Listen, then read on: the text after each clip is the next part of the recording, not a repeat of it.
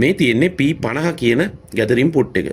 සංකීර්ණ නෑ, බොහොම සරල පෙනුමක් තමයි තියෙන්නේ. නමුත් මේකත් ඉතාමත් හොඳට ගැදරන ගැදරින් පුට් එකක්.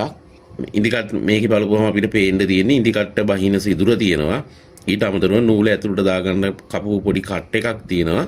පුට් එකේ ඉස්සරහා පැත්ත ඝනකමට තියෙනවා. පුට් එකේ පිටිපස්ස පැත්ත ඉස්සරහා පැත්තට සාපේක්ෂව ඝනකම අඩුයි. ඒ කියන්නේ මේක ෆීඩොග් එක උඩට හේතු වුනහම පුට් එකේ ඉස්සරහා පැත්ත විතරක් ෆීඩොග් එකට උඩට හේතු වෙලා තියෙනවා. පුට් එකේ පිටිපස්සේ කොටසේ ඉඩක් ඉතුරු වෙනවා. මතකයිනේ අපි අර කලින් P952 ගැන කියනකොට ඒකෙදී අර අපි ඇනි රද කරාම ඉස්සරහා පැත්තෙන් හේතු වෙනවා පිටිපස්සෙන් ඉඩ තියෙනවා කිව්වේ.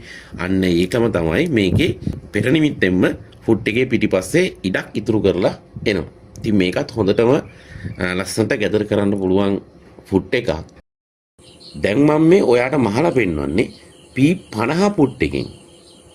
ඒකත් කිසිම අවුලක් නැහැ. ලස්සනට ගැදර වෙනවා.